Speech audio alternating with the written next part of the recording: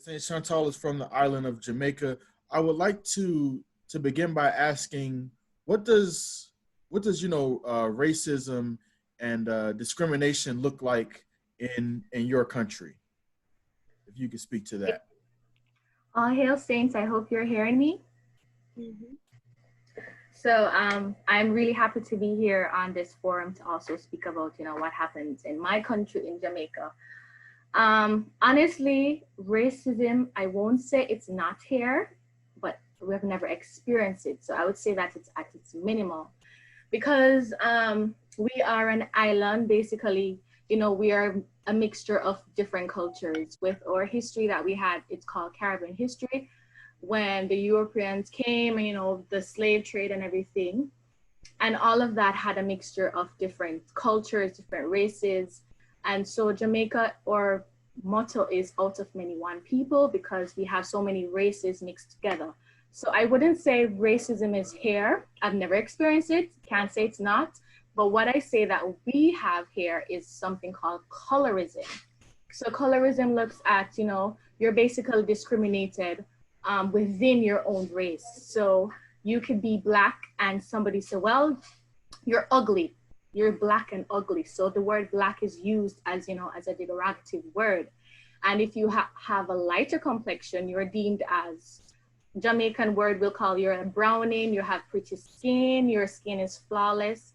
And so we have things like that. And unfortunately, it has, gone over into religion, it has gone over into just being at work. So if you're going to do an interview, sometimes they do prefer if you have a lighter complexion. So we used to have persons working in banks. So all the bank tellers would have to be light complexion. So those who were of a darker skin tone, even though you had the same qualifications or even more, you wouldn't be deemed, worthy as these jobs.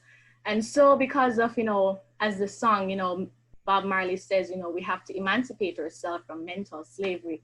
And because of the whole slavery thing, our minds have not really been freed. We are freed from, the shackles, but our minds have not been freed. And so we have persons actually bleaching their skin tone to be of a lighter complexion. And so, we don't value ourselves, we don't value, how we look, and it's more of that. And also classism. Classism is basically based on your social status. So yes, your complexion is one of it, but you're also your social status. And we used to have a caste system. So the whites would be on top, the mixture of mulattoes would be in the middle, and then the blacks would be deemed as the ones who get the lowest job. So that is what we are struggling with here in Jamaica. So it's just a little bit of everything. So, but we do understand with racism. I've never experienced it before. Only when I go to the United States, I have experience where I've been to states where the person, they don't know my race. They don't know I'm black. They think I'm Hispanic. And I was kind of strange. I'm like, doesn't she see that I'm black? But then I realized that, not a lot of, persons in America, or based on the state that I went, it was more so of, whites taking up. So anybody that's deemed colored is of, Asian, or you're Hispanic or anything like that. But here in Jamaica, we haven't had, or I've never experienced racism here. Well, thank you, Saint Chantal. It definitely sheds a light, and I've been trying to, do some reading to get educated, and that goes, right in line with a lot of things that I read. That in Jamaica, it's a lot more about colorism and complexion. And again, from what I've read, that even goes back to European colonialism, and how if you were light skinned, it was because, of course, you had some white blood in you, and then you got preferential treatment from, the slave masters. So even though it is a bit of a different dynamic, it is still similar to the plight that we have in America. Gonna go to Sister Dalia. Could you, just based on what Saint Chantal just said, could you compare or contrast, or what similarities could you draw from their experiences in Jamaica to what we experience here in the United States? Yeah, I think this kind of lends into workplace discrimination. A lot of my experience has been in media, and I've seen the conversations we've been having recently at work in particular.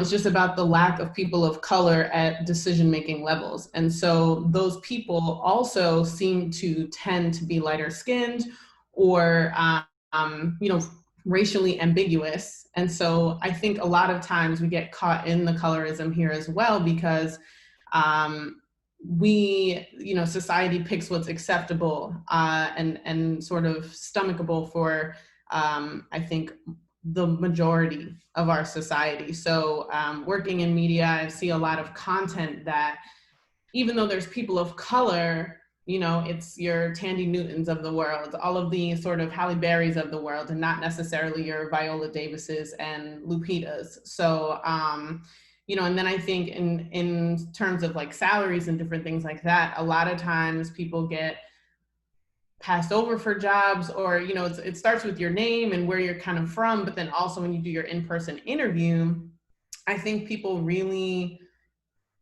get slighted because then they show up a certain way that you might not have expected. So my name, Dalia McGee, is very racially ambiguous, but then I show up in the room and people are looking at me like, oh, that's Dalia, or, you know, I wasn't sure what to expect, kind of thing.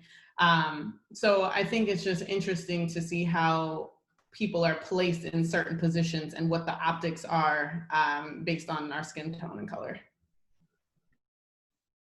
Absolutely. Thank you. And that's a great point, and something that is poignant and relative to me as well. You know, my name is Mark Harris, you know, very generic, you know, ambiguous. My name is not Tyrone or anything where you would assume. So, you know, when I register for things or apply for things or you know, whatnot, and just my name is there, I definitely do get somewhat of a shock reaction when me walks into the room, you know, a large black man, you know, who's you know, in the upper level, upper management of an organization, and this speaks to the systemic racism that is here in the country. You know, I know a big part of the conversation right now is about police brutality, but this goes to show that even in the workforce, you know, there are odds stacked against us, and things that, you know, we have to overcome, and then things that not only, you know, white people, you know, hold against us, but even within ourselves, you know, like St. Chantal brought up about the colorism, and, you know, Dalia reiterated that it's here too, that even within our own communities, there's colorism, and, you know, we favor certain people, and it's all just based on, you know, skin tone, which is unfortunate. Um, Being that we've been talking about, you know, another form of systemic racism, I'm going to go to Saint Yolanda. And yeah, you can stay right there with the workforce, or you can tell us another aspect of systemic racism that you're aware of or that you want to speak to. Absolutely. Thank you all for having me on the panel today. One thing that Dalia said that really stood out to me was that people say things like, I wasn't sure what to expect, or you sound different over the phone. And it's those things, the covert racism that I've experienced, where, you know, they kind of think that you should speak one way, or they expect one thing from you because you are Black. And so when they see you in person, they're like, oh, wow, you know, this is so different from what I was expecting. Um, but as far as systemic racism, so I work in education.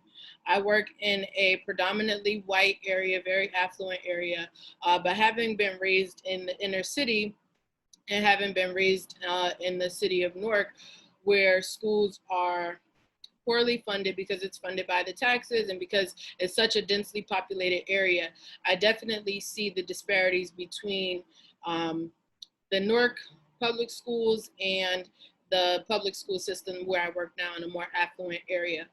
For example, all of the students, every single student is assigned their own Chromebook that they get to take home, they get to use it in class, and they just have access to all of these resources that we didn't even dream of having. We had one computer lab in the school. We barely had textbooks. There was one set of textbooks in the school. We weren't even allowed to take them home because everyone in the entire grade had to use the same textbook. So You go to school, you go to class, you use the textbook, you leave the textbook in the classroom so that when the next class comes in, they can also use the same textbooks. So the systemic racism, even before you get to the workforce, it starts in the education system with just the disparity between the education systems based on taxes. Right, and that speaks to the resources that are available in the school system, and which at large, and because the school systems that have less resources and less things available are also in neighborhoods where the same sentiment is echoed. I've worked for organizations where the only thing that my department did was to get food to people in low income areas because they were what you call food deserts, where you had to take 2 buses to get to the nearest grocery store. Sure, you got corner stores and little things like that where, yeah, you can buy ramen noodles and things that keep us unhealthy, saturated in sodium and everything. But to get fresh vegetables, you got to take 2 buses to get there. And it just shows how again, the system is stacked against people of color, especially African Americans. I saw Deacon Alton Lee reacting to all of this and saying that he's experienced this in the military as well. So I want to take a little detour and go to him and let him speak to how he has experienced racism and oppression in his military experience. Deacon Lee, are you there? Yes, sir. All hell saints. Yeah, I was just saying that it happens in the military as well. There was a big article that came out about people of color and the racial disparities in the disciplinary process in the military, and how people of color were disciplined on at a higher rate. They were discharged from the military for some of the same offenses that their white counterparts would get a slap on the wrist or a second, third, fourth opportunity for. Same in the promotion system. You got to work, 2, 3, 4 times as hard to get a look. It's all based off of a good old boy system, and you can work circles around your peers, but when it's time for promotion, the person that for a fact didn't do nearly as much as you did, they're the ones that's rising through the ranks and getting promoted and getting recognized. And so, we're not exempt from that at all. And they're starting to have conversations about, racial injustice and based off of the George Floyd situation. And, Kennedy, you want to hear this or no? What I've taken out of the conversation is that people just don't want to recognize that it's an issue. There was a lot of my white counterparts in the military that were just acting like they were just so blind to the issues that are going on. Even one guy had mentioned, well, I feel like when y'all celebrate, Black History Month, that causes division, and I'm just like, well, why is that? Just because it's Black History Month, that doesn't mean you can't celebrate our history as well. It's not just a month for us to mingle amongst ourselves and celebrate our history. It's for everybody to acknowledge and celebrate the history of us as African Americans. And so it just blew my mind how, at the mindset, and it's people like that are in the higher levels of the military, man, and it just makes it hard,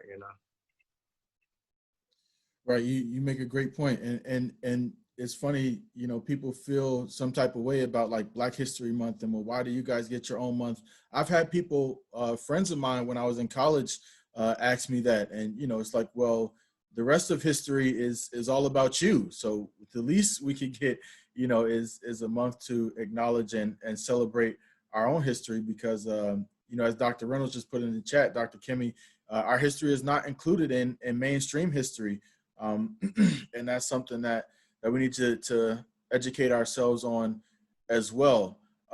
we've been talking a lot about, you know, a lot of these issues and the different aspects of systemic racism. So we haven't got to Deacon Dunston yet. So Deacon Dunston, and I know this is a tough question, but just give us something about what can we do to address some of these issues. You know, I know on these panels we've been talking about things, and I know we eventually want this to lead to some sort of action, some sort of progress. You know, we've taken time to vent in the first session and just kind of exhale and get it all out. And you know, we in the second session we heard about some personal experiences and some similarities to previous movements. And today we've been talking about different ways that the system is rigged. But how can we begin to kind of tackle you know, some of these issues? Deacon Dunston.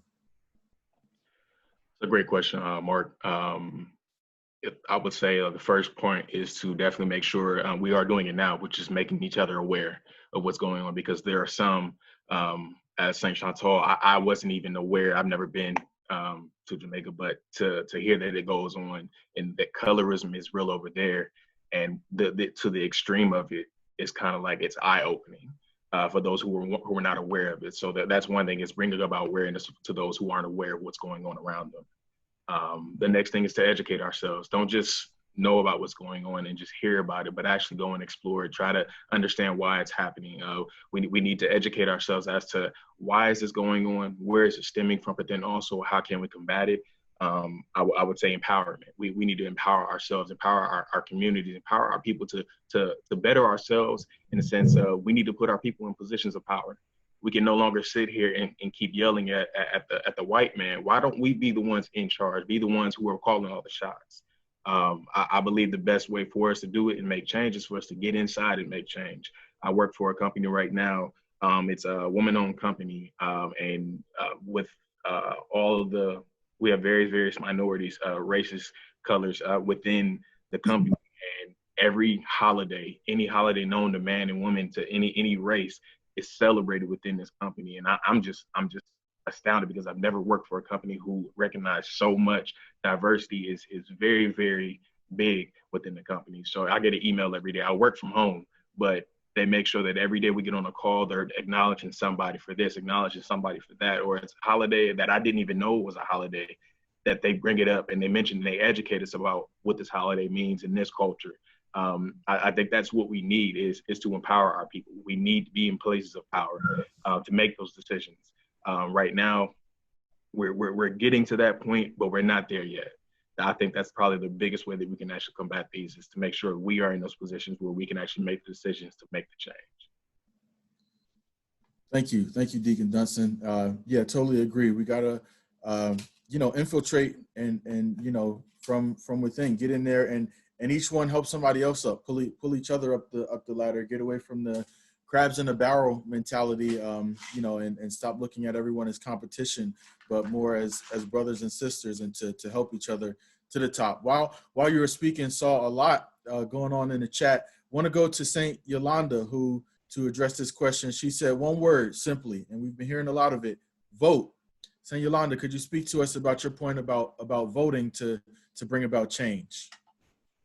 Sure. So when I became of age to vote, it was a very exciting time. Barack Obama was running for his second term, and it was easy to, you know, pick him as the candidate. But in addition to voting for president, we as a community have to be more aware of the other elections that go on. We have to be aware of the senators and our local governments as well. You know, it's much bigger than just the presidential election or just the mayoral election. There's so much more that we have to be aware of. And it's easy to, you know, just go with whatever's popular. But we also have to educate ourselves and do the research on the candidates and really see who's the best for our people, who is really going to represent us in Washington, and who's going to get the job done. So on top of getting out there and voting, we also have to educate ourselves and do the research as well. Agree 100%. And also be aware of how the government works. you know, a lot of times it's ignorance about, okay, well, I'll vote for the president because he's in charge. But if you don't really understand the layers of government and who really makes decisions about what and who's really in charge on each level, you know, you don't really know, you know, what your vote is going towards.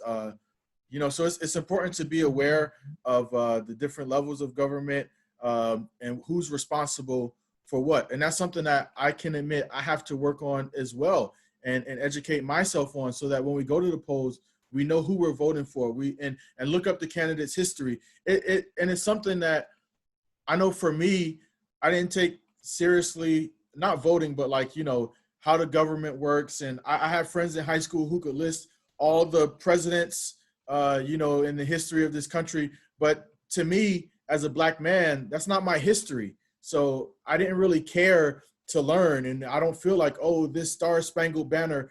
But at the same time, it's important to know, you know, so that we can infiltrate the system, so that we can, you know, make our vote count as much as we would like it to.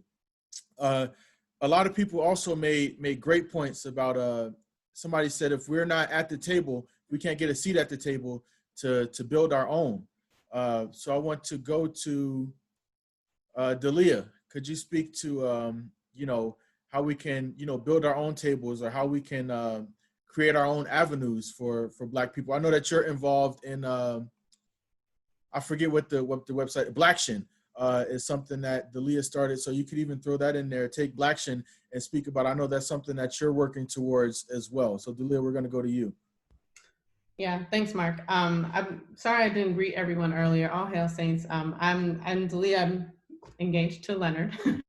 Yeah, to that point, I think, right, you know, and I'm happy to be here. But I think, you know, one thing that I've learned, to just go back to that voting point real quick, Mark, you know, I didn't even realize that the mayors, you know, appoint the police chiefs, and like city council members appoint, you know, district attorneys, and like those are the things that, this is where we're seeing the disconnect, right? Because we're all upset about the charges that are being brought against the men who have killed Black people. And so then it's, well, we need to vote locally, because those are the people that are influencing that and the way that we shape our communities.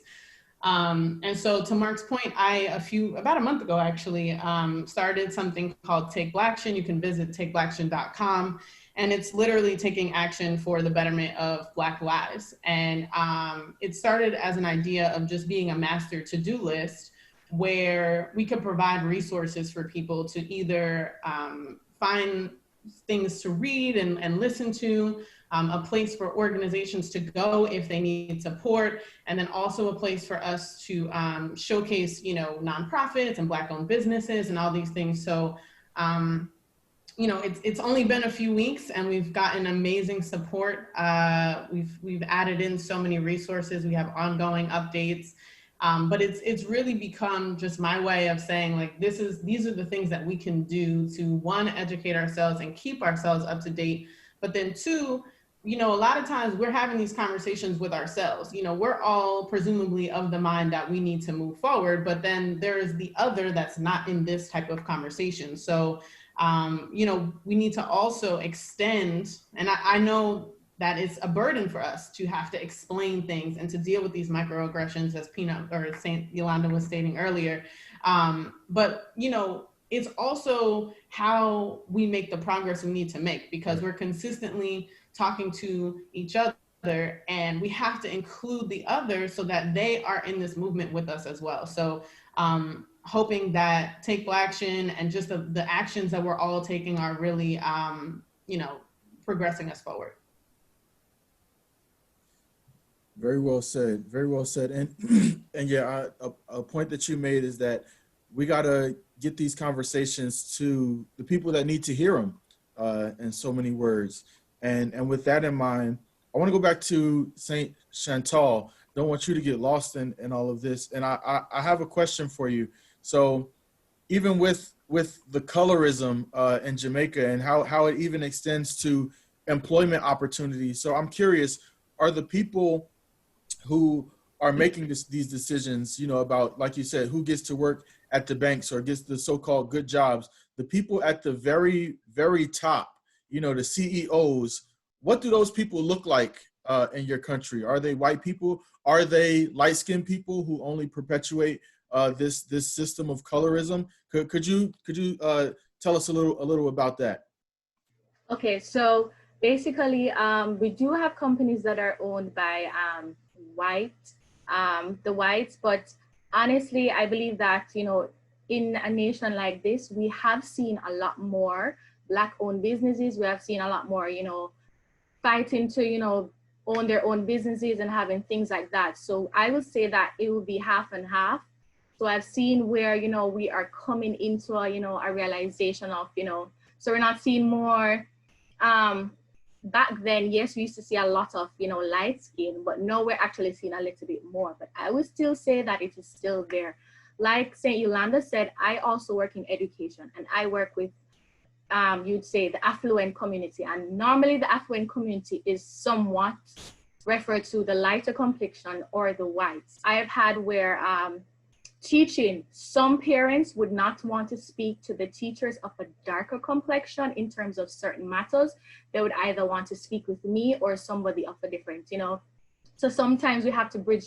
And as Deacon said, we also have to be that. The prophet did say that we should own our own businesses and we should be the landlord and not the tenant. I think that this is also a way for us to make that change, because when that parent should come to me and say, well, I don't want to talk with her, you have to let me know why you don't, you also have to bridge that gap. But if you accept it and you're basically telling them that it's okay, you can speak to me, you don't have to speak with her because she's dark skinned. So you have to put it, you don't have to outrightly say it, but you have to know how to, weigh your words so they know that, hey, this is a classroom teacher. She's the one that's in charge. If you have any issues, then you should go to her. So they won't outrightly say because she's Black, but you see in how they, they treat her.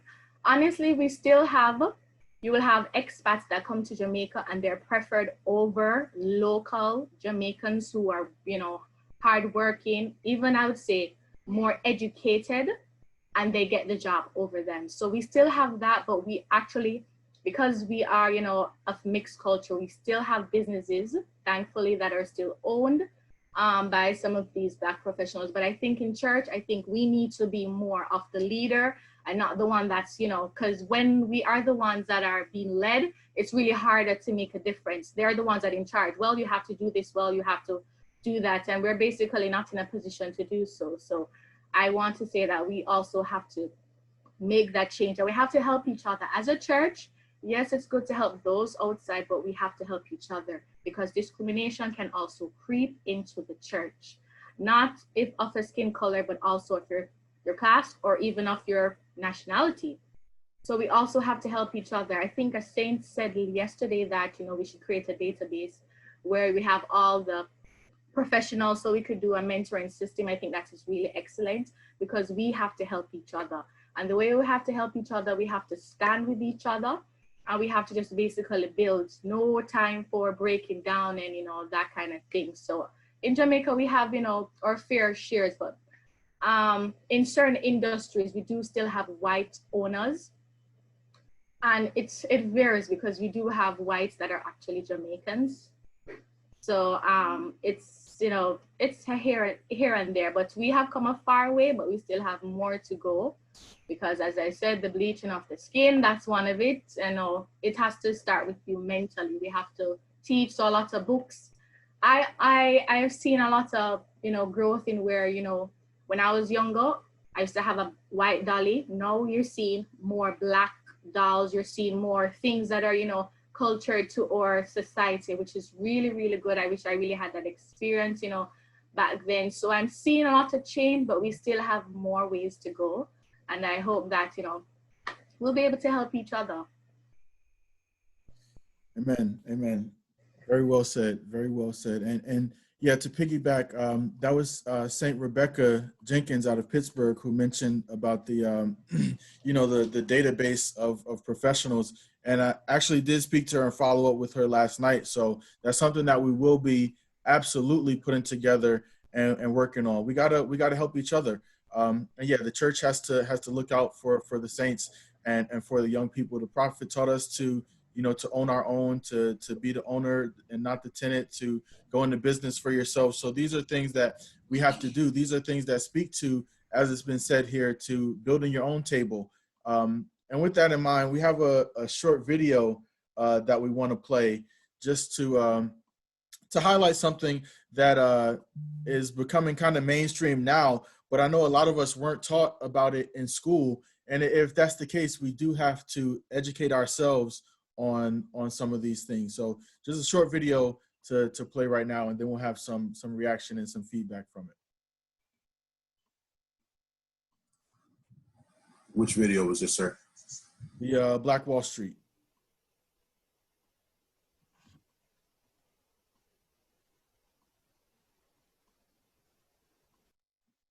The beginning of World War I, Black pioneers settled more than 100 all-Black towns in the West, each with the goal of economic independence.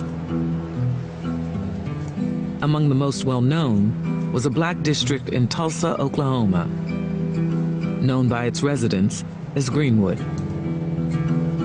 If we were to go back in time to 1920 and walk up and down Greenwood Avenue, one thing that would probably strike us is the absolute variety of businesses. The numbers are astonishing. 30 restaurants, 45 groceries and meat markets. There were dry goods stores, milliners, photography studio, dental offices. Greenwood is no longer called Greenwood. It's now known as Black Wall Street. This whole idea of self-containment really existed there. The dollar would stay in that community sometimes over 3-5 years before it ever went outside of the community.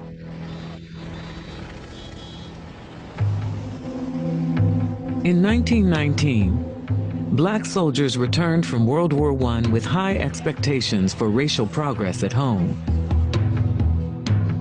But in one city after another, white mobs erupted in violence, targeting Black veterans, citizens, and businesses. Hundreds died. On Tulsa's Black Wall Street, African Americans, including armed veterans, watched nervously and prepared for what might come. Countering this white militancy is very much an African American spirit of we're going to defend ourselves. If the mob comes, we're not going to run. We've got our guns and we're going to protect ourselves.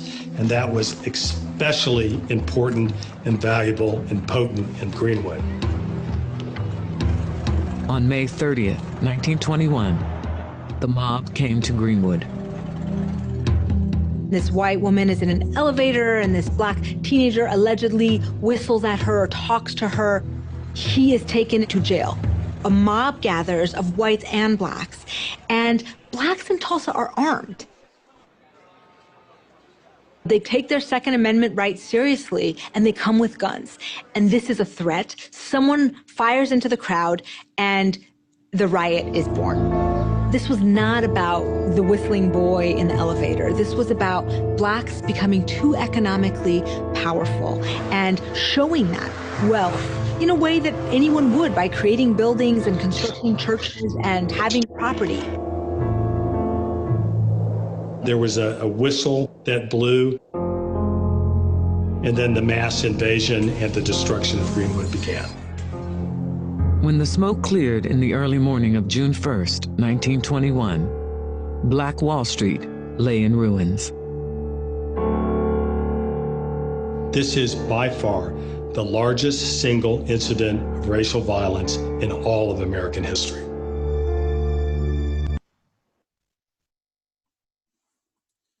Thank you, Brother Sean, for playing that video for us. And like I said at the top, it's something that is being shared all over social media. A lot of people are talking about in light of everything, but absolutely is not something that we're taught about in our education system. Or well, I'll speak for myself. It's not something that I was taught about, even though it's a major part of history. And then even now, when you hear about Black Wall Street, but then as the video said, there were multiple, of these cities throughout the country, talk about having your own and owning your own. So I just want to get some kind of raw reaction to the video, to Black Wall Street, to owning your own, and then about how it was destroyed basically, you know, just again out of hate. So I want to go to Saint Yolanda, just you know, give us some reaction to the video. Well, for one, like you said, it's not being taught in schools. So that's really saddening that in schools, and even in the Black community, in school, history starts with slavery and, you know, ends with Dr. King and Rosa Parks. And those are pretty much the only names that were taught. And yeah, and it's kind of like Black people are just always struggling. Like, we are habitually taught that struggle is our culture. And so to see this video and to see that we were doing well, we were doing great things, and they took that from us. And then they neglected to teach us about it, just to, you know, perpetuate this idea of struggle is all you ever were and struggle is all that you can be. And so, yeah, it's saddening that it's not taught, but it's also empowering to see that, you know, if they could do it in the 20s, and, you know, if Prophet Crowdy had this vision in, you know, the late 1800s, early 1900s, then, you know, it's attainable for us today. Absolutely agree. Deacon Dunston, anything to add? Any reaction or anything to add to St. Yolanda's points? I will say this is my second time watching the video after you sent it to us about a week ago. Watching it, I mean, I was infuriated. Starting off, I was actually just, wow, I've never seen anything like it before, never heard of it before, wasn't taught in the schools. I went to a predominantly Black high school, elementary school, middle school, and high school. And then when I went to a PWI, still didn't even know anything about it. But seeing that video, just thinking like, wow, we had our own back then. And it wasn't just in, like you said, it wasn't just in that city, it was in various cities around the country. It's just to know that we had that, it just kind of brings you back to just really, really hoping and praying that, you know, we can get back to that. They did more with less back then, and we have more now, and we're still not where we should be or could be. And it's just like having the systemic racism and all that built into all the different societies that we're a part of. It's kind of like we like St. Yolanda said, it's just like people associate being Black with the struggle. And I get tired of thinking of that and actually seeing people like, you know, I see my brothers and my sisters living paycheck to paycheck. And I know we have successful Black people out here, but when you view some people that are successful, you tend to look at them and think they're a sellout, and they're not a sellout. They're just not sharing with with the Black community what they did. Some are, which is great, but then some aren't. And that's where I feel like we really need to hone in on those who are doing well. They need to turn around and teach the Black community how to balance the checkbook, how to invest in stocks and bonds, how to be an entrepreneur. We need to invest in each other because we're not doing that. We're only investing in ourselves and then trying to lift ourselves up. And then we stay up and don't bring anybody else up with us. But instead, we need to turn around and pour back into our communities and show them the way. We can lift each other as we're going together. So definitely agree. And St. Monica made a great point in the chat. She said that she was taught about Black Wall Street in school. And it's just interesting how, you know, Deke, you said you had never heard of it, but meanwhile, you know, St. Monica has heard of it and was taught about it. And she said Black teachers are important, and they very much are. But then she made another point that even in order for a Black teacher to teach about, you know, actual Black history and not just slavery, and then, you know, Martin Luther King came and ended racism once and for all, you know, even for a teacher to kind of do that, they have to break course, you know, and which is a big risk to them because that's not in the curriculum, you know, approved by the school district. And so if you break that course and then, you know, somebody hears about it, or, you know, a white kid, their parent gets upset, like, well, why are you teaching my kid this? I never heard of this. Is this even true? And they bring it to administration. Your whole job, your livelihood is on the line, you know, because it's not district approved material. It's not approved things to be taught in the classroom in the mainstream. So, you know, some people were fortunate enough to have those bold teachers and those risk takers. But I mean, at the end of the day, you can't fault those teachers who choose not to, because, you know, their job is their livelihood, their career. And then, you know, God forbid they get blackballed from teaching anywhere else, you know, and that's what their expertise is. So it's a huge risk and something to consider. But as we've said before, that's why I truly believe that it starts with us. And, you know, we as the church, and we were taught, like I said, once again, by Prophet Crowdy to do these things. And that video is just a small microcosm, but hopefully we can dig deeper and educate ourselves more on Black Wall Street, on our history. And once we do get this network of teachers, of professionals, hopefully we will have a network of teachers who, when forums like this are presented, you know, maybe at the next convention, we can have a Black History forum or a Black History class where the teachers pull together something and you know, teach our kids about things that we definitely should and need to be learning about. We're coming to a close here. Unfortunately, the time went by very fast. I'm not much of an outspoken person, was worried about filling up an hour of time, but it actually went by, as these things tend to do. So we're going to go around to everybody for any final words, anything is about next steps, or where we would hope to go from here with these panels, because they will certainly continue. And then we do have a raffle to get to as well. So we're going to go around for final thoughts, and if anybody has any last words about next steps, or where do you think we go from here? We're going to start with Dalia. Thanks, Mark. So I just want to say thank you again for having me on this panel. It's been a pleasure. I feel like we've had a really productive conversation here. I just want to say my final thought, just reading the chat, a lot of times we are put in this position of, do we sacrifice our livelihood for the betterment of the culture, or do we continue to toe the line to keep our, you know, our jobs, our reputation, or whatever intact? So looking at, you know, the curriculum conversation, and really it applies, I think, in so many places. You know, in order for us to break through the systemic oppression, we then have to put ourselves in jeopardy in order to do that a lot of the time. And so that, I think, is the crux of white supremacy, because they keep us in our place, so to speak, and keep us from really trying to break the mold. So I think we have to do our best to, you know, write proposals, find our avenues, find the non-people of color who are willing to advocate on our behalf and help us as well, because I think it's important that the people of color, you know, sort of at the top are reaching back, but it also has to be that we have these advocates outside of what looks like us, because that's what they will respond to.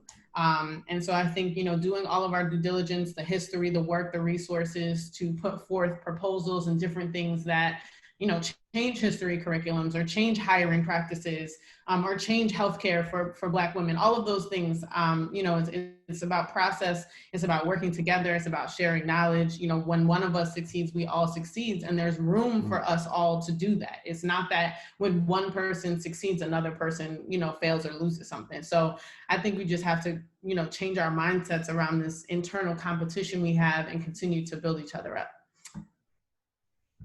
Wow, thank you so much. And that you bring up a great point. You know, we were speaking about teachers risking it all in education to teach outside the curriculum, but absolutely, it applies pretty much to everybody. Just being a Black professional, it's like, well, when I'm in this space with these people, how Black can I be today?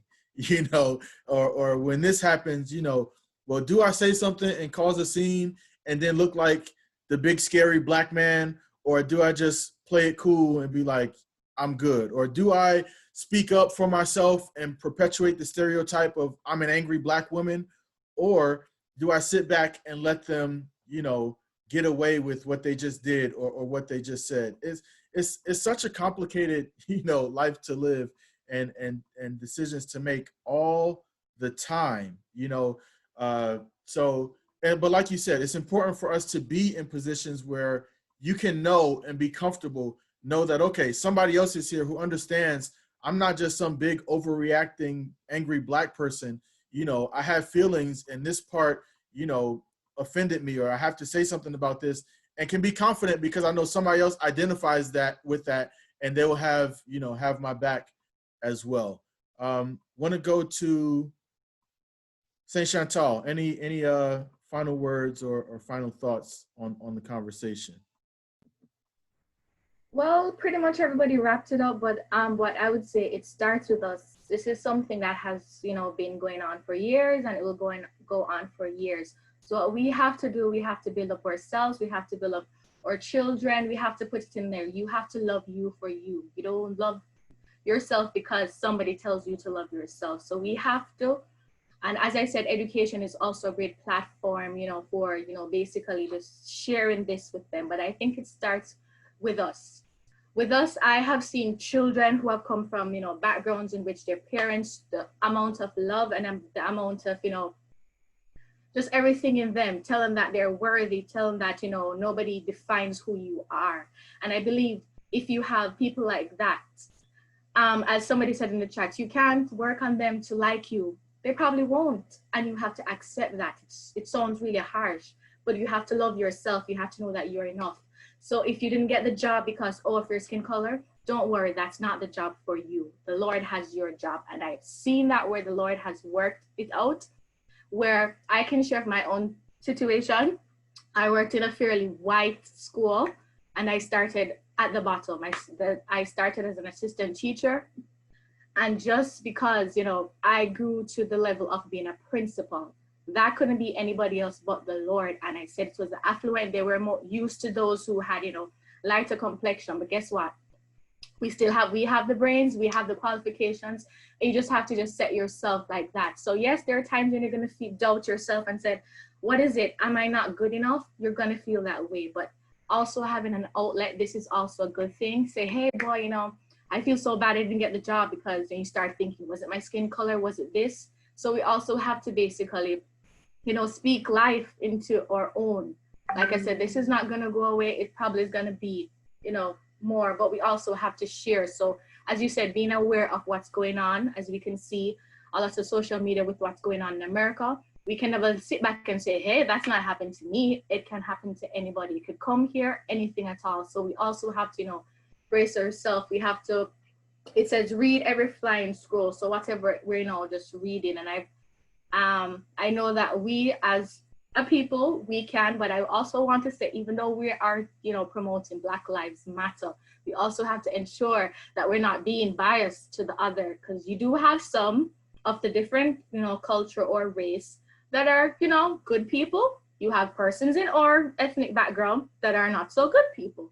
So I just don't want us to, you know, also look at race and say, oh yes, so and so.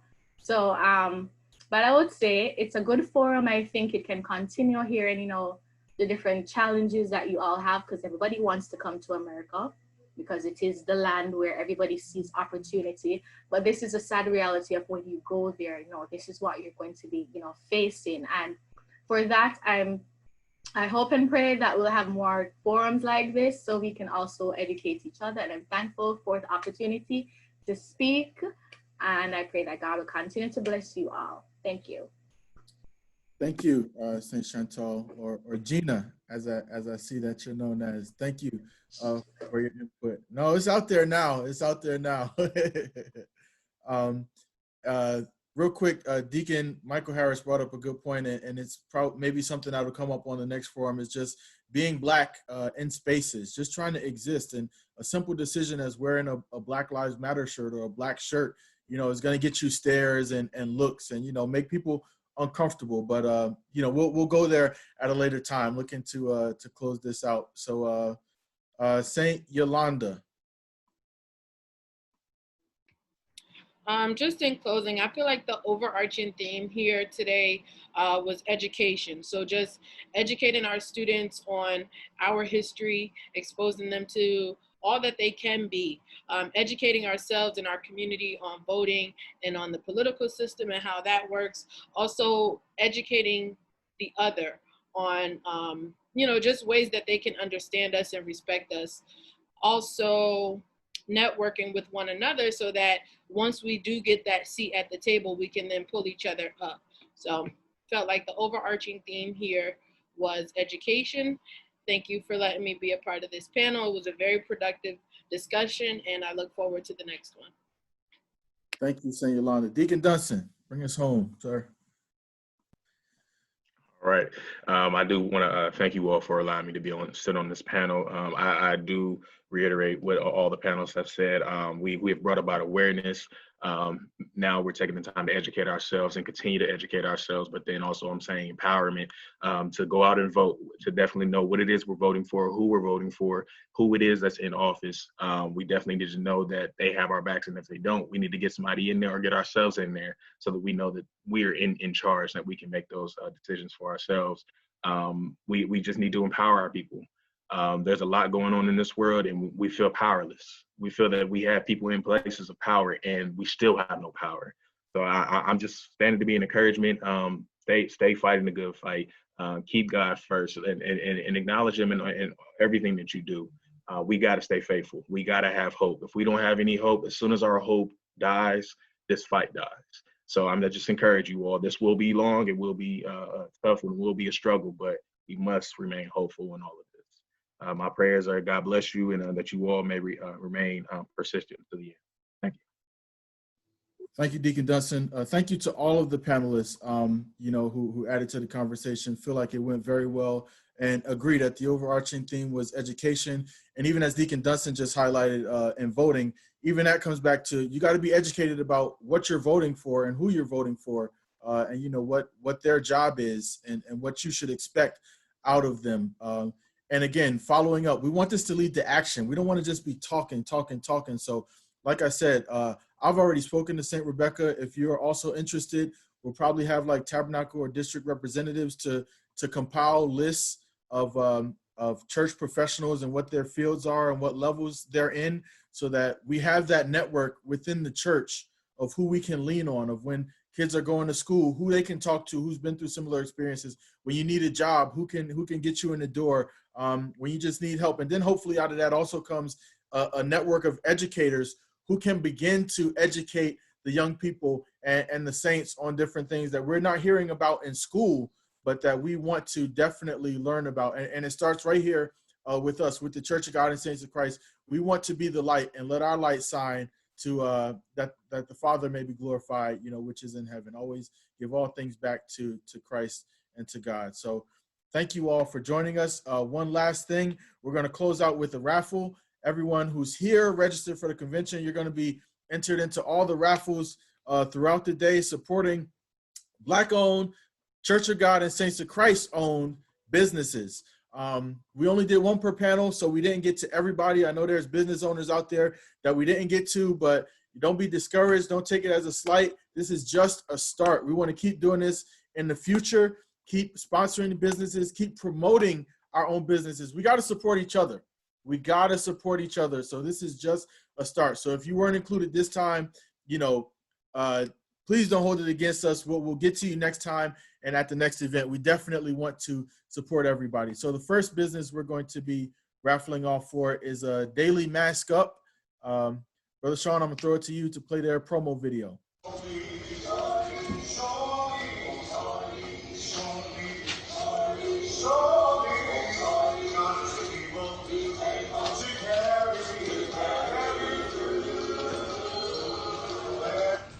All hail saints. I am St. Camille Daly from Hollywood, Florida. I am the face behind Daily Mask Up. Daily Mask Up is a part of the sewing community whose aim is to help fill the need for protective reusable masks. We are here to help fight against the coronavirus, COVID-19. So if you are interested in purchasing a mask, please feel free to contact me on Facebook or Instagram. My name on Facebook is Camille Cargill Daly, or on Instagram it's Cami Daly. See you soon. Peace be. Amen, amen. So St. Camille Daly and her business Daily Mask Up. She makes customized printed masks, which we all have to wear for our own safety and for others. during the time of this pandemic.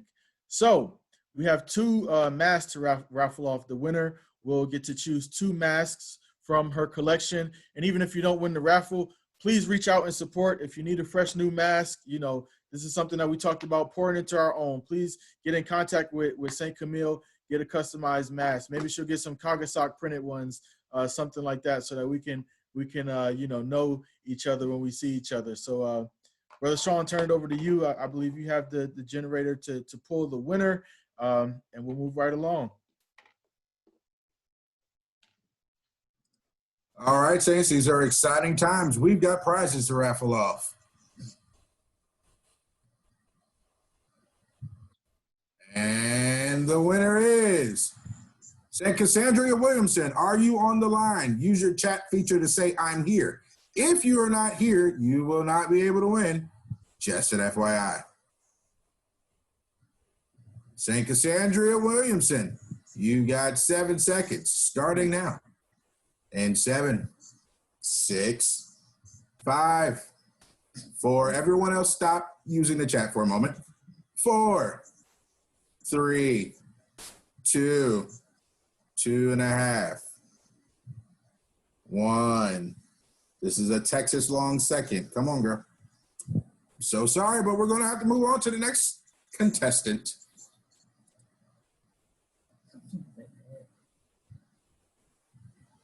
The winner is Brother David Lattimore. Are you on? David Lattimore. Hiwi. Okay, Hiwi. Here. There we go. Brother David Lattimore for the win, ladies and gentlemen. Wonderful, wonderful. So, Brother David, we'll get you connected with St. Camille. I believe you both are on social media, so we'll get you connected there. If not, if you're not on social media, don't worry. For future raffles from the committee, we have everybody's email addresses, so push come to shove, we'll connect you via email. We'll CC both of you on an email to get you connected, make sure you can get your prize. So congrats to Brother Dave.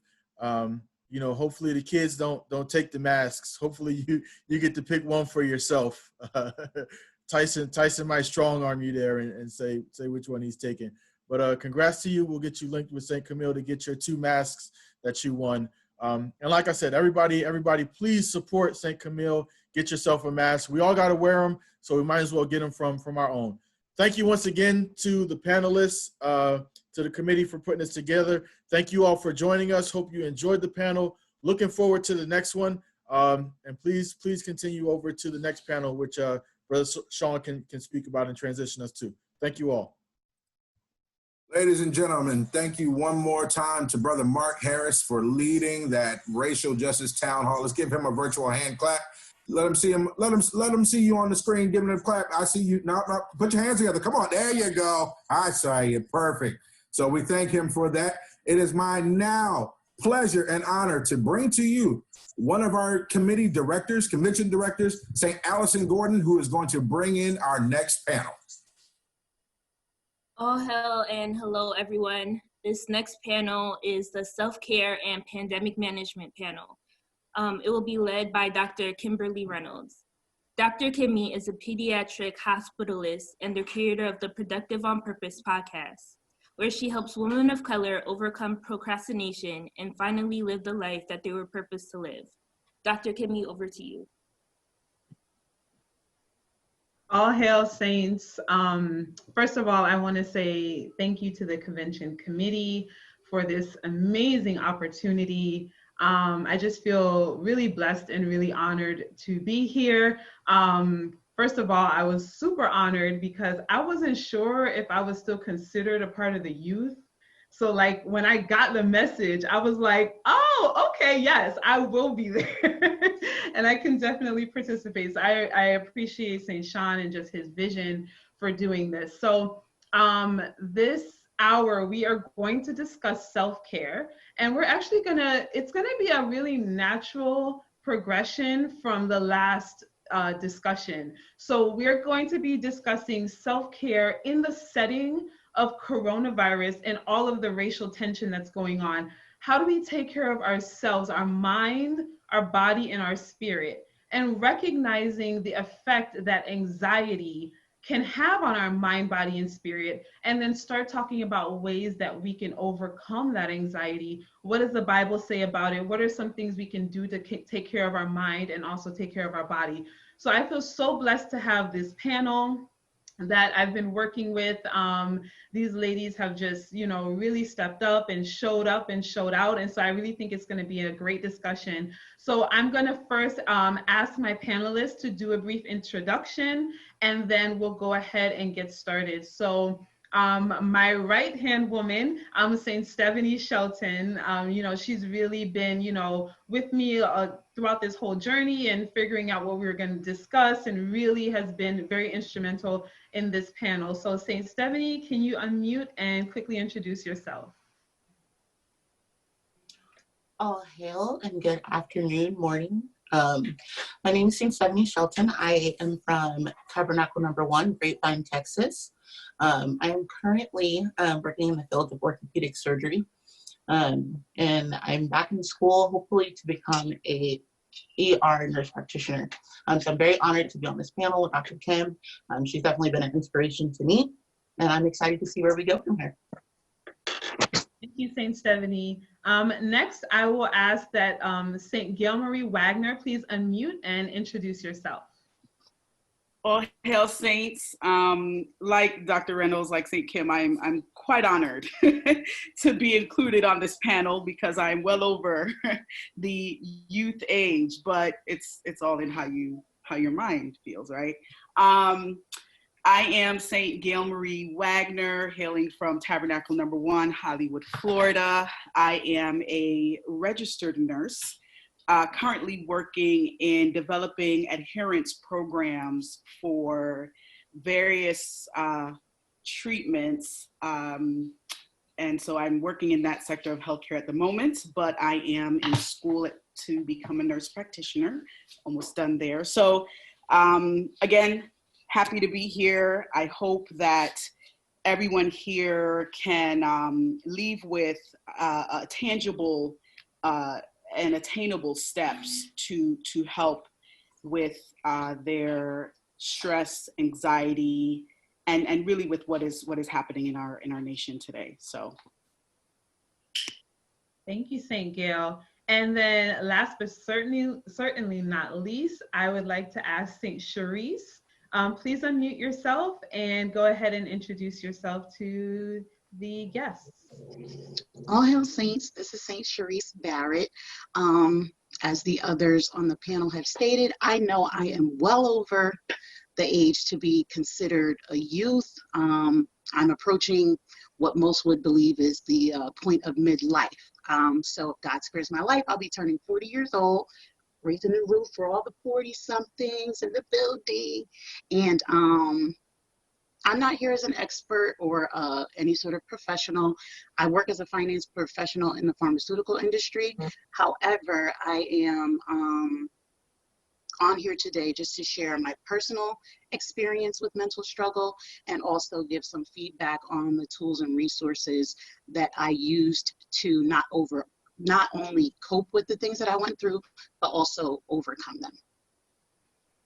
Thank you so much, St. Charisse. Yeah, we all gonna hang on to this. We're clinging. We're clinging by a thread, but we're clinging. We're still here. Okay, so just a quick overview of what we'll be doing for the next hour. Like I said, we've broken it down by mind, body, and spirit. And so St. Stephanie will start us off, and she is going to talk about the effects of anxiety on our mental health. Next, we'll have St. Gail talk about the effects of anxiety on our body. And then I'll wrap it up by talking about the effects of anxiety on our spiritual life and our spiritual walk. And then at the end, and the majority of the time, and where we really want to see, like, as much participation as possible from our group here that we have assembled today, is we're going to have a Q&A session, and that's where we're going to swing St. Charisse in, and we're going to just, get real and talk about our own struggles with anxiety. I mean, we have all been there before, and And, you know, it's not something that some of us have always been comfortable talking about. And so, like, what are some actual tangible strategies we can use to overcome? What kind of experiences have we had? And we'll actually open up the floor for questions and comments as well. So with that, I will turn over to St. Stephanie to discuss the effects of anxiety on mental health.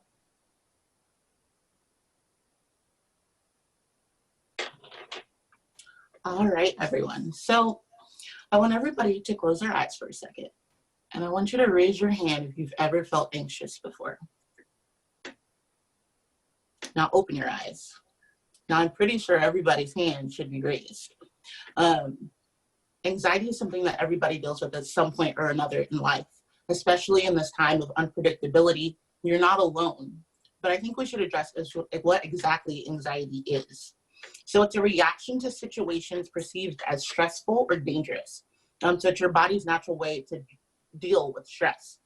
It's a feeling of fear or apprehension about what's to come. Now, anxiety is not always bad. It's used to help us avoid danger. So you should feel anxious when you're on a cliff or when you're in an unsafe environment. That's your body's way of protecting itself. The first day of school, a job interview, giving a speech, those are all positive anxiety things. It acts as a catalyst to our minds and motivates us to take action. Being anxious about something means that it's significant to us. However, when anxiety prevents us from achieving our goals, it's not okay. I want you all to take a moment and think of some goals and dreams that you have that anxiety might be limiting you from. Now we're going to come back to that. There are a million different ways that anxiety affects our mind, and we don't have time to talk about all of them, but I want to highlight two important ways that anxiety can affect your mind and how that presents in our behaviors. So the first thing that anxiety does to our mind is it causes us to avoid certain situations. So it's normal for human beings to seek pleasure and avoid pain. Avoidance is any action a person takes to escape from difficult thoughts and feelings. Aside from restricting your life, avoidance behaviors often have the opposite effect of what is desired. While in the short run, you may experience a temporary sense of relief from having avoided whatever it is, in the long run, avoidance actually leads to increased anxiety. So some ways that we try to avoid things is we avoid certain people, we avoid certain situations. We'll use emotional avoidance. Like we'll say we'll get into a relationship, but we won't let people get too close to us to avoid getting hurt. Some people use substitution, like drinking alcohol, binging on food, gambling. Oversleeping can be a sense of avoidance. And obviously social media can absolutely be a sense of avoidance. All these things do not control your anxiety, but it actually makes it worse. Your body uses avoidance to keep you safe, but avoiding actually safe things just makes it worse. Now, the second thing is decreased cognitive ability. So anxiety can cost us many things in many areas of our lives, including psychologically, socially, and economically. So cognition is defined as our ability to process information. Anxiety can promote focus on negative thoughts and make concentration on important things difficult. This can lead to problems both socially and in work. So ways that anxiety can affect your cognitive ability to focus, it causes you to feel restless and jittery. It makes you think negatively, which distracts you. It uses emotional reasoning instead of using your mind. And it makes overgeneralization a thing. So if something negative happened one time, you'll start to think that that's a thing that's always going to happen when you're in those situations. So I personally am a visual person. And so I wanted to kind of do a little illustration of how these things actually affect our mind. So give me a second to get set up. I need you guys at this point though, someone to be vulnerable and type in the chat what one of your goals or dreams were that anxiety was keeping you from. Things that your mind is making up that keeps you from reaching that dream. Can someone give me a dream for our demonstration?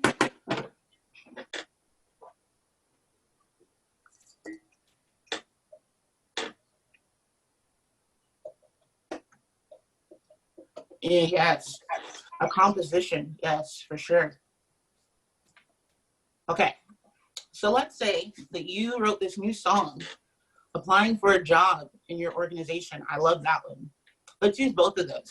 So let's say you wrote this new song and you're nervous about putting it out to the world for what other people might think, or you're thinking about changing career paths or going back to school. That is something that your mind can visibly obtain. It's not hard, it can break it down into steps, okay? So this container right here is going to represent the mind, okay? So here's our thought, we're gonna drop it into your mind. And your mind's cool with that, okay? We can break that down, there's plenty of room left. However, what your mind starts to do is say, hey, but what if? But let's have fear about this. And then negative thoughts start to fill your mind. So you start dropping other things in, okay? So here's all of the negative thoughts, all of the, oh, what if so-and-so doesn't think that'll happen? Oh, I tried this before and it didn't work out. Oh, I did this and it didn't work out. You start using emotional reasoning. You start overgeneralizing. Times where you actually have time to do things you think it's sleeping. Oh, scroll social media. Let's just throw a whopping handful for COVID-19, all right? So now your mind is full of all of this white noise, okay? Now, you can't see the vision anymore. And the people around you also can't see it. All they see is this negativity. All they see is the bad things, okay? Now, there's two ways to approach this.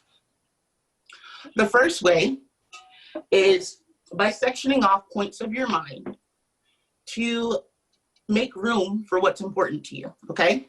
So you're gonna say, I am going to keep this part of my mind safe for what I'm trying to do. I am going to use this part for what I'm trying to achieve, so that anxiety, nothing can come in between that. The other part to this is that you have to erase the white noise with positivity. So you have beautiful things that you add to your life: love, peace, happiness, joy. And it doesn't mean that you won't have blue balls as well. You will. There's gonna be sad times. There's gonna be white noise still. But no matter what happens, your dream is safe and nothing can touch that. You realize that things are gonna happen in life, but it doesn't have to wreck everything. The second way, and my favorite way of doing it, is with God. So, give me a second real quick.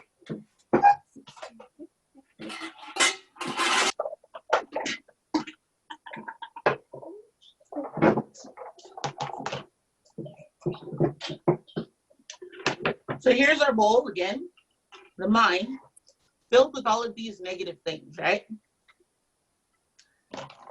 What if you added God to the situation? So my Bible describes God as the living water. So let's take some water and add God to our situation. So as we add more and more, it's a slow process, but eventually, here's my water. Eventually, I should have measured out my water better. What happens is that God makes the things overflow, so that it's no longer in your mind. What's filling your mind is your dreams and your visions and Him. That's it.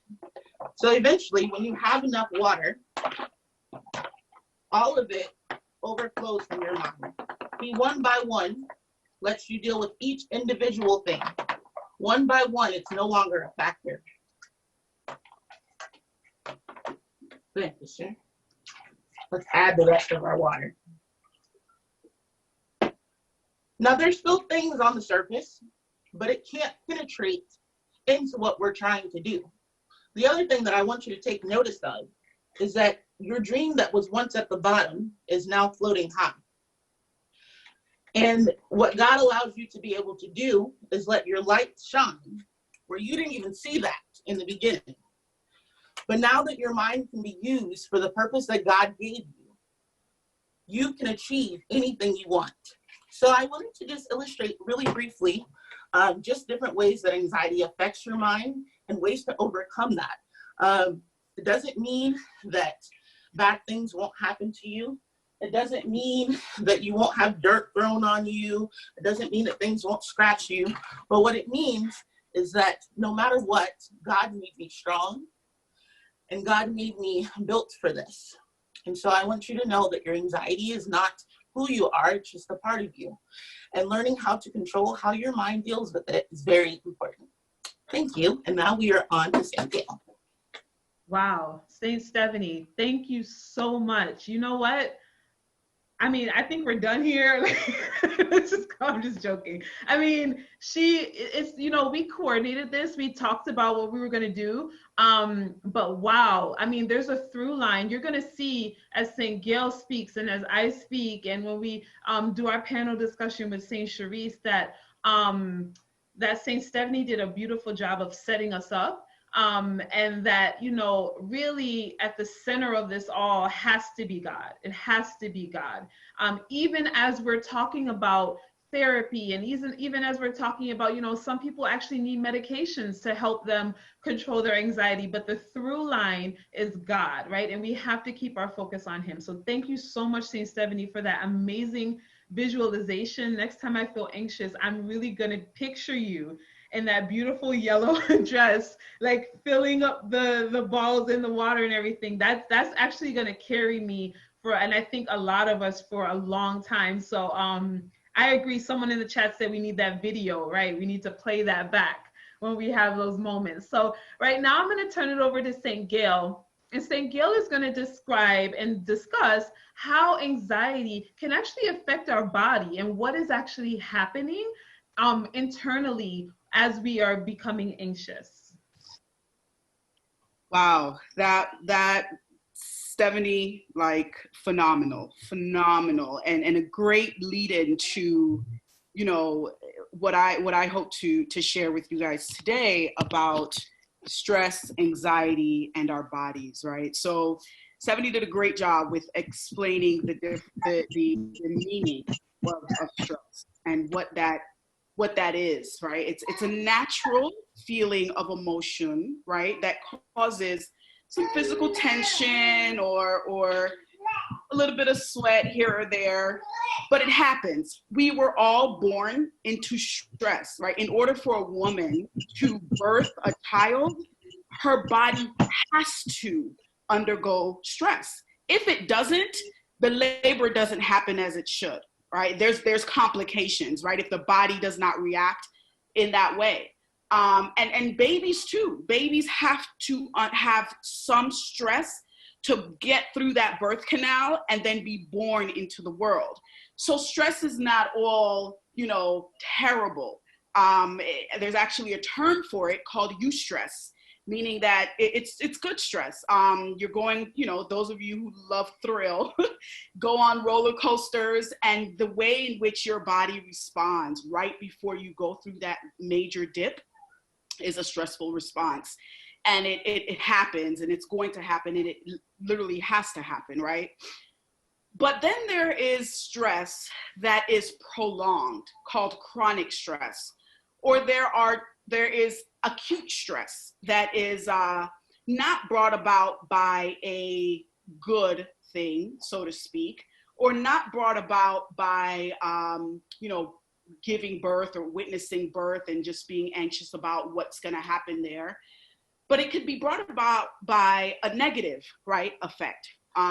It's because, you know, maybe you're walking somewhere, you don't feel as safe as you would like to feel. And so you're a little bit stressed out. You're a little bit anxious about what can and will happen.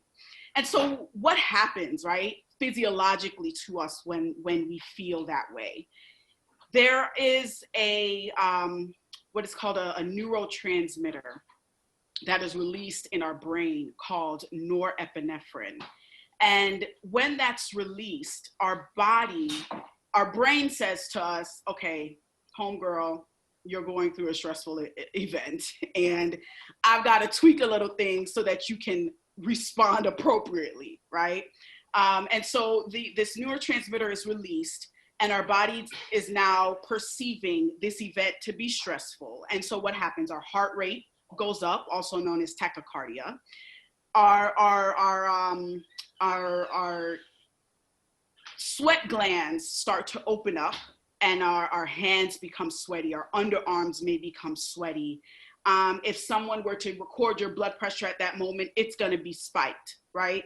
And then what also occurs is the release of cortisol in our body. So cortisol, everybody has cortisol in their body. We have cortisol receptors that are there to handle it. So what happens is, you've got the cortisol in your body, the receptors are there, they take it on, and your body kind of just deals with that. But when you have an overabundance of this cortisol, so you've got all this stuff flowing in your body, right? So now you have your neurotransmitters that are like, girl, you are stressed out. You've got cortisol happening that's like, you are super stressed out. Like, you've got a lot going on. And these receptors that I have are just not holding it in. I cannot, right? Now your body's like, all right, grab that donut, grab that pop or cold drink or whatever soda, grab, whatever you can to fuel this excess amount of cortisol in your body. And so then what does that lead to? Okay, and I want to interject a little bit here too, because we just had this talk on, the importance of Black lives and the importance of infusing our history and the way in which, we deal with certain things and just infusing us Black people into mainstream culture. And I want you guys to understand how serious this is to Black people because of various health disparities, right? All right, so now you have all this cortisol, okay? It's all there. The neurotransmitters are going off, and there isn't enough receptors to take this up. So now the cortisol, which is supposed to help control like your blood pressure, your blood sugar, and all of this, it can't do it anymore. So now you have the propensity for diabetes, you have the propensity for hypertension, because this prolonged amount of stress, we're talking about chronic stress now, we're talking about, or anxiety. So stress that comes when there's nothing going on, like you're just sitting chilling and you just like have this, right? You have this feeling of impending doom that's overcome you. And so then you lead into increased cortisol levels in your blood. So now you're doing all those things to help quell that unknowingly, unconsciously sometimes, and you have excessive weight gain, right? And a predominantly abdominal weight gain. You've got all this like belly fat. I would show you, but I'm a little embarrassed because I got it too, but it's there, right? And it increases, right? And then guess what? Heart disease and then a stroke. And you're like, so how come all of these Black people, right, have the propensity to have heart disease? How come they have CVAs or cardiovascular accidents or strokes more than their white counterparts? Or how come? Like, why, right? And it's because of the extreme stress environment that we have to sometimes, unfortunately, suppress. And that's where it becomes a problem. And I know that that discussion will come down the line, but when it's suppressed, when it's not dealt with, when it's not identified, that's what leads to the greater health effects of stress. And that's where you have the major issues. And so, it behooves us to first identify and then find healthy ways to deal with it. So what's that, right? And I want to be very transparent here. Please understand that I'm being very transparent. They say individuals in healthcare are probably the worst patients. So I speak to myself first, right? That, in order to deal with this, it requires, exercise, maybe finding some mindless activity that you can do so that you can find an outlet or release of that stress. So I hope this helps. I also want to stress that, or highlight, I don't want to stress you out, but I want to highlight that, releasing ourselves of the the noxious activities that can enhance stress is also quite important, but I'll leave that right there. Thank you, St. Gail. I mean, don't you just feel more well-informed? I feel smarter. I feel like I know what's going on inside my body. That was amazing, St. Gail. And you know, what she did was she took something that's really, really complex and broke it down so that we can understand what's happening in our bodies. And that's so incredibly important. And I just want to wrap up before we get into the Q&A and talk about how stress is actually impacting our spiritual walk. So, I mean, Stephanie, like I said, I mean, she basically showed it, right? Like, if we are trying to live the Christ-centered life that was discussed yesterday afternoon, but we're so filled up with the anxieties of this world. The Bible calls anxieties the cares of this world. So every time in the Bible where you see they talk about the cares of this world, it translates as anxieties. And so Proverbs 12:25 says, heaviness in the heart of man maketh it stoop, but a good word maketh it glad, right? So when we feel that heaviness, it literally can become a weight on us, right? Now we know it's a physical weight, like i.e. belly fat, but also a spiritual weight. And it really weighs us down. And it prevents us from really living the Christ-centered life that we should be living, because instead of fully praising him and fully, you know, giving him our all, we are worried and we are stressed out and we are thinking about what the other person is going to say about us if we testify.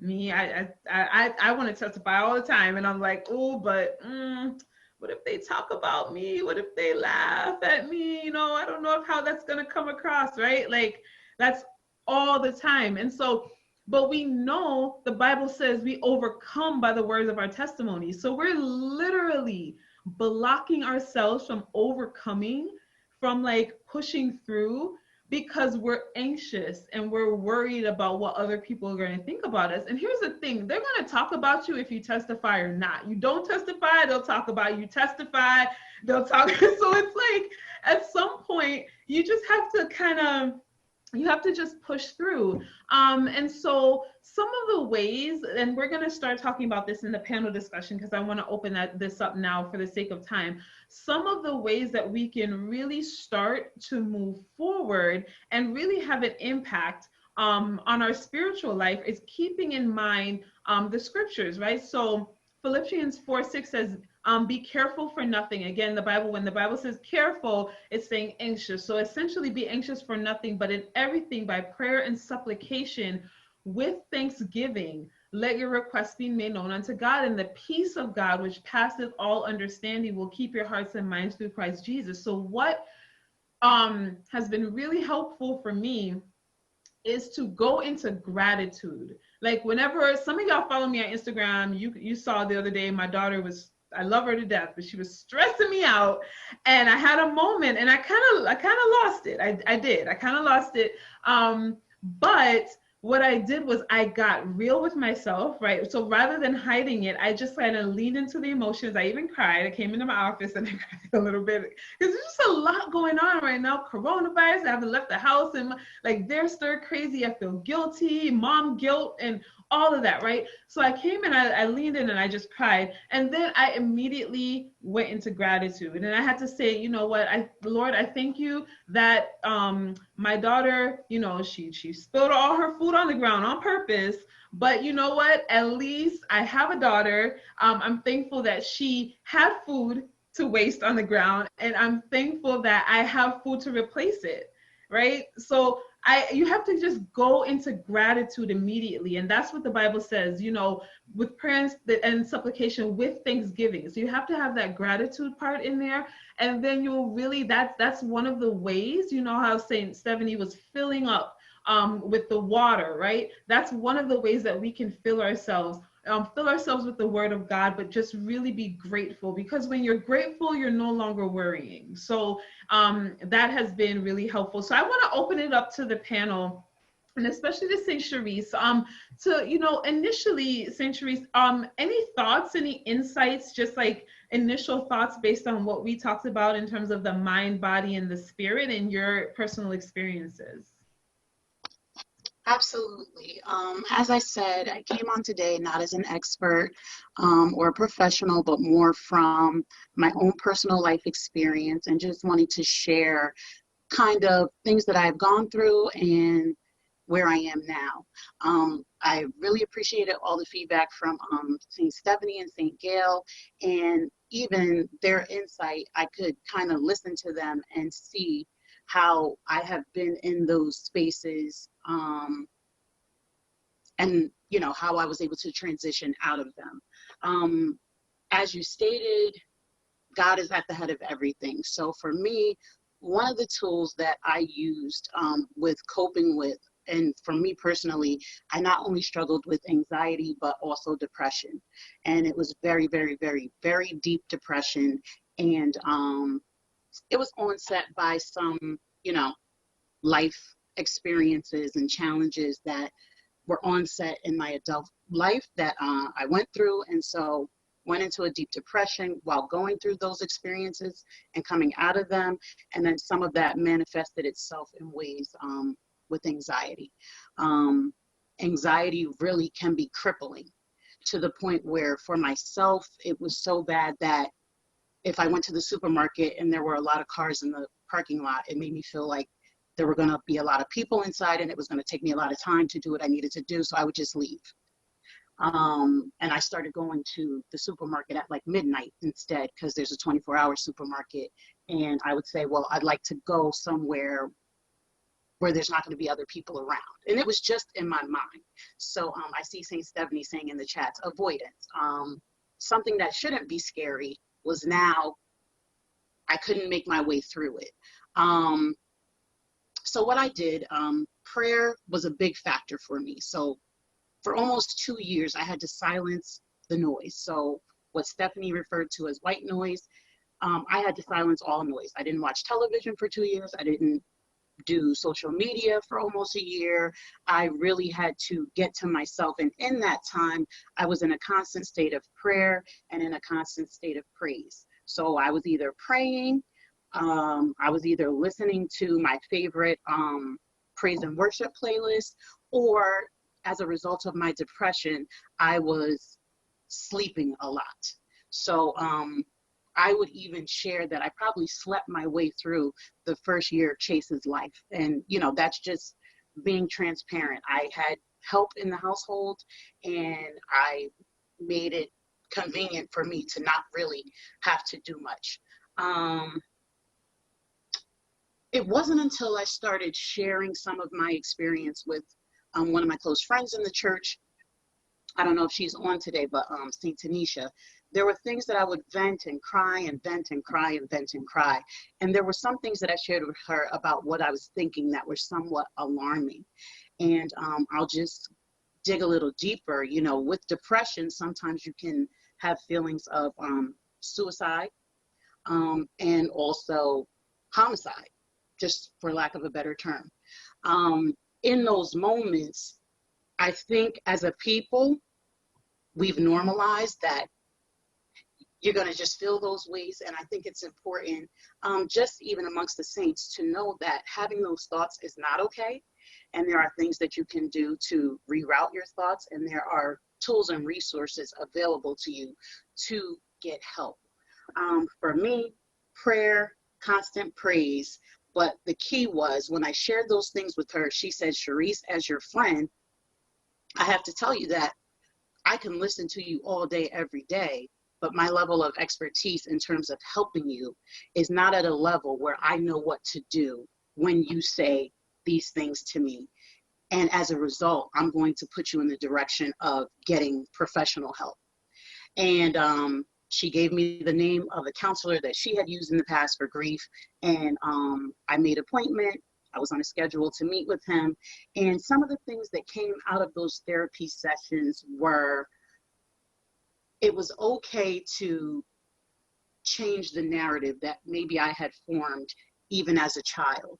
So we explored some things that had happened in childhood that as a result influenced the decisions that I made as an adult that led to some of the challenges that I went through that were, you know, for lack of a better term, not in my favor.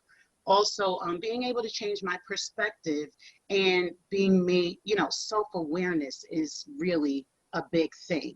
I heard on the call earlier, I believe her name was Saint Chantel, or they refer to her as Gina. She said self-love is a key to overcoming all of this. And so for me, it was important for me to know that dysfunction and toxic behavior can't be normalized. It can't be okay. It can't be okay to be angry forever. It just, you can't be mad for 20 years at the same thing and think that that's okay. You can't grieve the same situation your whole life and think that that's okay. You can't, as St. Stephanie said, you can't ignore things and think that they're going to go away. You have to address things, process them, work your way through them, and then move forward. Also, in addition to therapy and counseling, I found outlets that work for me. For me, it was writing. So I like to write. I'm not a professional writer, didn't really necessarily have any extenuating, you know, education in writing, but it's a freeing experience for me. So coming out of that situation, as St. Stephanie said, there were things that I had always thought about doing and goals, and I put my energy into those things, and that helped me push through. So even at my lowest point of coming out of depression, which another big thing is, it's a lot to try to hide. It's a lot to hide that I really sleep all day. It's a lot, even at work. For 2 years, I would go to my car during my lunch hour and just sleep in the car, wouldn't eat. No one at work knew that this was what I was doing.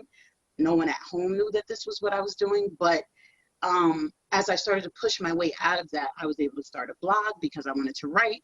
I was also able to start a nonprofit to help young people get excited about writing. And all of these things together, the prayer, the praise, being around positive influences, seeking out professional help when necessary, writing or journaling, as some people would call it, and then putting your energy into positive fruits are the things that help me overcome that really dark place in my life. So if I could encourage anyone, you're not alone. I think some of the questions coming up in the panel discussion are, you know, what are some of the stereotypes that we might feel as saints, or that we hear? And, you know, I know people will say, you know, you don't need any help, or nothing's wrong with you. And there is a thought process that you can kind of just pray things away. But when it comes to physical health, as well as mental health, there is room for seeking professional guidance. Even if I have a chronic physical illness, I will be praying to God with all of my faith for my miracle to be delivered and healed, but I am also going to use the wisdom that God has given me to go seek help. And so I think it's important to note that with mental wellness is what we want to achieve, that it's okay to seek out help. And if you are having those thoughts of anxiety, depression, any of those things, that it's okay to get help, and there's no shame.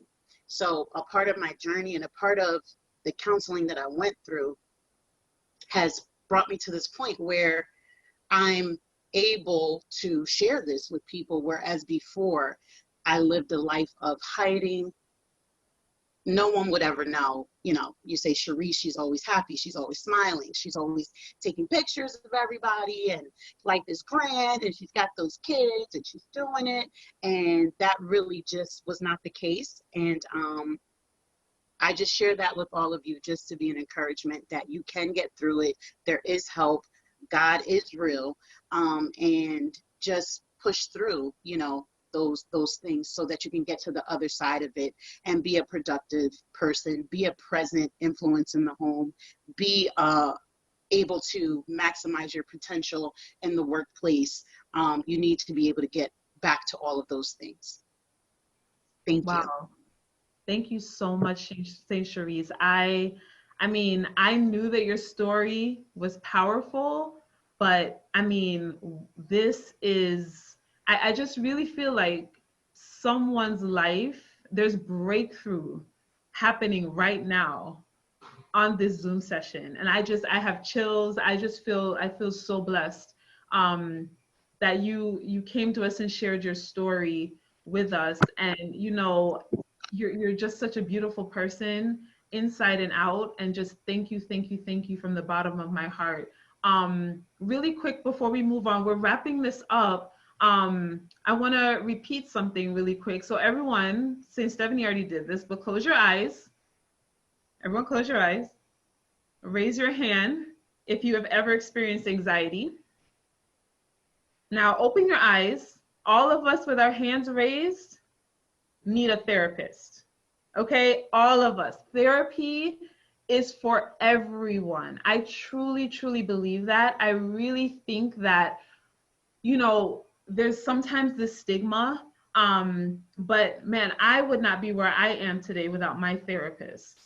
I would not be past the point of, sometimes staying in bed because I didn't want to get out of bed and not wanting to face the day, and just the crippling anxiety, insomnia, can sometimes be a sign of anxiety. I had crippling anxiety and insomnia for years. I wasn't able to sleep. And so I really do want to echo what St. Cherise said, that, therapy, we pray and we go to God, but the Bible also says faith without works is dead. So the works can be going to a therapist and talking. Like, how many of us just get to spend an hour talking to somebody who's like neutral and can just listen to us and help us process? Like, we don't get that in our everyday lives. So I really think it's beneficial for all of us. And so as we're moving forward and wrapping this up for the panel, and St. Cherise started talking about this, but I wondered if the panel can quickly go through and just tell us, like, what are like 3 things that you do on a daily basis to take care of yourself.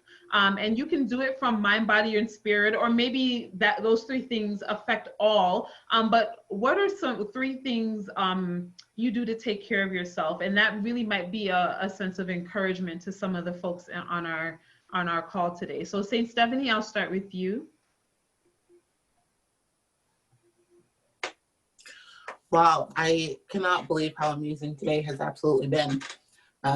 This has been just so inspiring to everyone, including myself. 3 things that I do on a daily basis. Number 1 is I prioritize my sleep. So some people call me an old lady because I'm in bed by 9:30, but I don't care. Like, it is very important that I get the sleep that I need, because if not, I can't function. I'm very grumpy. I'm very anxious. I am not at my maximum capacity. The second thing that I do, because I work in a field where I hear everybody else's problems, here's what's wrong with me, here's, here, and we take on so much of everybody else's problems. I spend an hour where I don't let anybody talk to me. And it can be the drive home, it can be whatever, just locking yourself in a room where people don't ask you questions, you kind of just get to decompress. So that is my alone time that I allow myself every day. And then the third thing that I do is read a chapter of the Bible every day and see how that applies to my life. Because it's not something just to read it. They're just words on a page to something that happened to old people a long time ago. But how that actually applies to our life, I think, is so important for self-care. Thank you, St. Stephanie. I really love those ideas. And I hope, for those of you who are watching and on the call, type in the chat as well, like, what do you do to take care of yourself? Because it can also help those of us who are reading the chat. So what do you also do to take care of yourself? Just go ahead and type it in the chat. But thank you. That's really, really, practical advice. St. Gail, can you mention 3 things that you do to take care of yourself? Sure. So I like to listen to music, particularly, I don't know, some sort of praise and worship music, or obviously our church music, church songs. I do that a lot. Sometimes I'll go outside and just take a couple of deep breaths, just breathe in fresh air. That has been helpful. And then, St. Sharice mentioned just one person she was able to go to. And immediately it sparked the value in having what, you hear on social media as your tribe, or someone or a group of people that you can lean in on. And they can lean in on you because it's a shared experience, right? It's a back and forth. If you're always giving and you're not getting, that's an issue. If you're always getting and you're not giving, that's another issue. But my family, I just go to them. I have, a plethora of cousins, as many of you already know. Our family's quite large, and if it ain't working that day, I go and I find one of them or all of them, and there's going to be laughter that ensues. And for me, it's laughter. Laughter kind of helps me get through. So those are, in addition to what has already been said, some other insights that I attracted. Thank you, St. Gail. Thank you for sharing that. And then we will wrap up with St. Sharice. I think you already did this, but are there any other specific things you do every single day for self-care? For self-care, I would say that I do listen to what I call my praise and worship playlist. And that's just a combination of Church of God and Saints of Christ songs, my favorite gospel songs. I have that in heavy rotation, and it's just something where I feel connected to the Spirit of God and can really release some of the emotions and feelings that my body has. Also, as St. Gail stated, I'm a person that likes to share, so from time to time I will share with my group of female friends and kind of just talk and work through, some of the thoughts I'm having and some of the ways I'm looking at things. One of the things that happened while I was in my dark season was that I did not really pay attention to my physical health. So that's something that I've been focusing on more and more. I've been, at some point or another, had high cholesterol, and I also was diagnosed a couple of years ago with being pre-diabetic. So for me, those are things that, in a moment of just not caring about myself, I found myself in a space where now it was actually affecting my physical wellness. And it manifests in different ways for different people. You may not want to bathe every day. You may not have the motivation to just do the things that regular people are doing. Sometimes you might look at someone and say, well, how did she lose her teeth? It's because you're not caring for yourself. I've dealt with that as well. So there's different things that, you just want to really pay attention to yourself as a total and a whole person. One of the things that I want to share, I don't know if we're going to have time to get to it. So I know you did, Dr. Kimmy asked us for our scripture that helps us get through hard times. So I just want to share with everybody 2 Timothy 1:7, for God hath not given us the spirit of fear, but of power and of love and of a sound mind. And when you think on that scripture and what God has really given us, he's given us power, he's given us love, and he's given us a sound mind. And they used to have those commercials that say, a mind is a terrible thing to waste. So for me, it's all in the mind. Everything starts in your mind. How your day is going to go starts in your mind. How you process what you've gone through starts in your mind.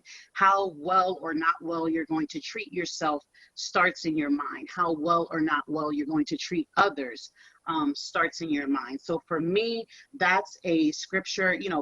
I don't think you could get anything better than power, love, and a sound mind. And the other thing that I want to say in closing, St. Luke 22:32 says, but I have prayed for thee that thy faith fail not. And when thou art converted, strengthen the brethren. So for me, one of the main things that I like to always take a step back and say, if I've arrived at an epiphany, or if I feel that I'm somebody who is enlightened in a certain area of my spiritual walk or spiritual journey, it's important for me that I don't want to hurt you because you're not there yet. I want to help you.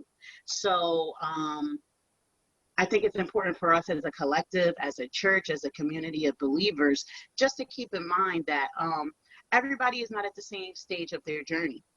And everyone is not going to reach the same level of understanding, wisdom, knowledge as someone else. So rather than get upset with you for what I don't understand about you, if I understand it, I need to find the best ways to help you understand it as well. So for me, that's very, very, very important, and something that I think that if we all strive to help one another, whether it be with mental health, physical health, we can all grow and we can all develop, and that's what we all should want for one another. Thank you. Absolutely. Thank you so much. Thank you so much to the entire panel, St. Stephanie, St. Gail, St. Cherise. This was amazing. I really feel like we could probably go for another hour and fill it up really quickly, because I feel like we're just like scratching the surface, and obviously there's a lot that, you know, we don't get to do this as much as we should. Like, I feel like this is so healing. I feel like I know my brothers and sisters so much better now, rather than just kind of passing each other in the hall at Passover and saying, "All hail." Like, I feel so connected to you guys after this weekend. And so, you know, I just want to thank again the convention committee and St. Sean for this opportunity. And, you know, let's keep the conversation going, you know, even just like with the Racial Justice Town Hall, maybe we do this like every couple months, just kind of like get together and on a Zoom call and just talk about, you know, how we're feeling and encourage each other. I feel so, I'm just so excited. I feel so elated to be a part of this church. Like, I'm just so grateful to the prophet and, you know, my four parents, you know, for the fact that I'm a member of this church. So thank you so much again. And until the next session, thank you. Thank you all. Beautiful.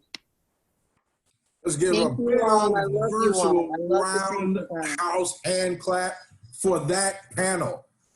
How inspiring, how just filled up are we all after that?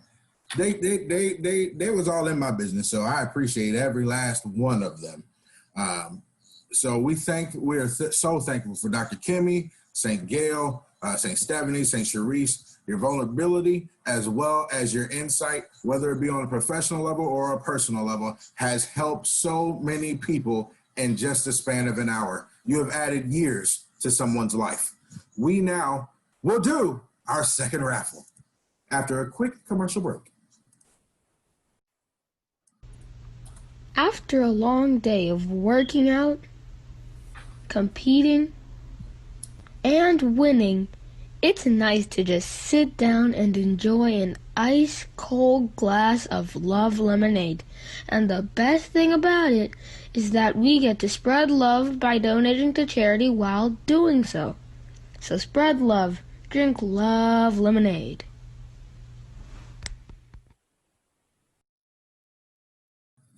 You heard it here first, folks. Spread love with Love Lemonade. So we want to go ahead and support one of our very own out of Toronto, Canada, St. Melissa Spencer and her wonderful son. We're going to pick the next name. We have removed Brother David Lattimore. Again, you have to be here to win. If you're not, I'll move on.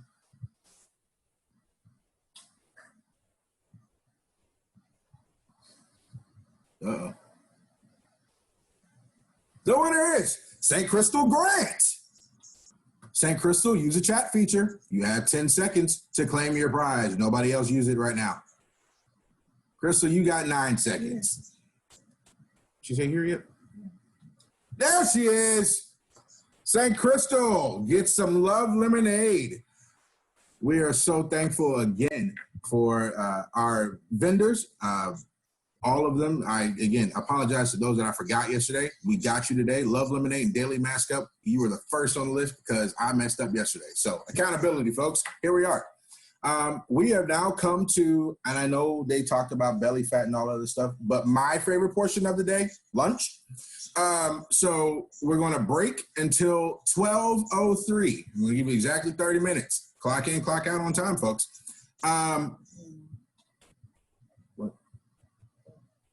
So go ahead.